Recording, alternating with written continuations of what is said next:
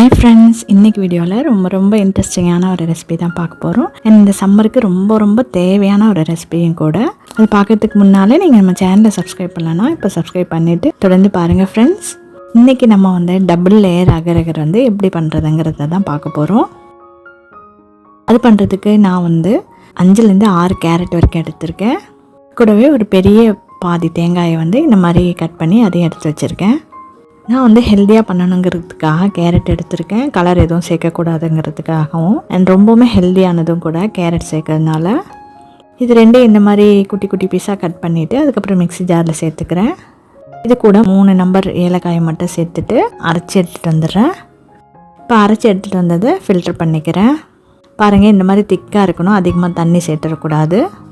இப்போ அகரகர் செய்யலாம். நான் அகரகர் இந்த மாதிரி பொடி பண்ணி வச்சுருப்பேன். பேக்கெட்டில் நீளமாக தான் கிடைக்கும். நான் மிக்ஸி ஜாரில் சேர்த்து இந்த மாதிரி பொடி பண்ணி வச்சுருக்கேன்.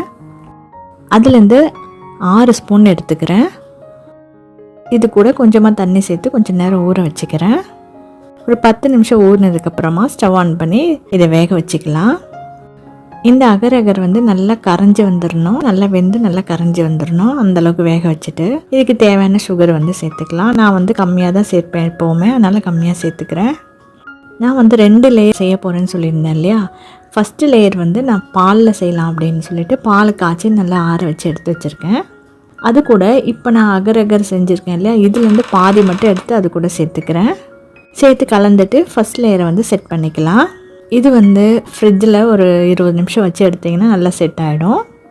கேரட்டும் தேங்காய் பாலும் ஜூஸ் எடுத்து வச்சுருந்தோம் இல்லையா, அதில் அகரகர் மிக்ஸ் பண்ணி இதுக்கு தேவையான சுகர் சேர்த்துக்கலாம். நம்ம அதுக்கப்புறம் அடுத்த லேயரை ஊற்றிக்கலாம்.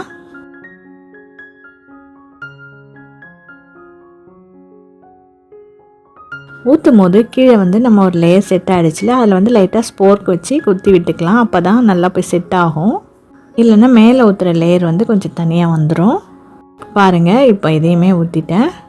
இப்போ இதை நல்லா ஆறின பிறகு ஃப்ரிட்ஜில் எடுத்து வச்சிடலாம். நல்லா 3 மணி நேரம் செட் ஆனால் சூப்பராக செட் ஆகி வந்துடும். ஃப்ரீசரில் வைக்க வேண்டாம், ஃப்ரிட்ஜில் வச்சா போதும். நீங்கள் குறைஞ்சது 3 மணி நேரம் வைக்கலாம், அதிகமாக எவ்வளோ நேரம் வேணாலும் வச்சுக்கலாம். இப்போ நான் ஃப்ரிட்ஜில் வச்சு செட் ஆனதை எடுத்துகிட்டு காட்டுறேன் உங்களுக்கு. ஓரங்களை இந்த மாதிரி எடுத்து விட்டிங்கன்னா ஈஸியாகவே வந்துடும். இப்போ இதை கவிழ்த்து போட்டு பார்க்கலாம். பாருங்கள் எவ்வளோ அழகாக செட் ஆகிருக்குன்னு. இதை நமக்கு விருப்பமான ஷேப்பில் கட் பண்ணி சர்வ் பண்ணலாம்.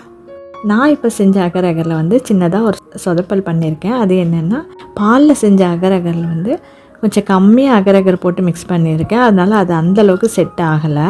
கேரட் பாலில் செஞ்சது சூப்பராக செட் ஆகி வந்திருந்தது. நீங்கள் செய்யும் போது அளவுமே பார்த்து செய்யுங்க. லேயர்ட் அகரகர் புட்டிங் சூப்பராக செஞ்சிட்டோம் நம்ம.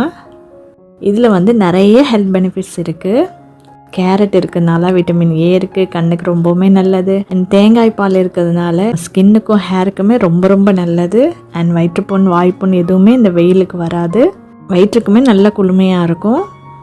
நீங்கள் இந்த சம்மரில் இந்த மாதிரி அகரகர் செஞ்சு வச்சுக்கிட்டு நீங்கள் தினமுமே சாப்பிட்டு வரலாம். குழந்தைகள் கேட்டாலும் அவங்களுக்கு தாராளமாக இந்த மாதிரி செஞ்சு கொடுங்க.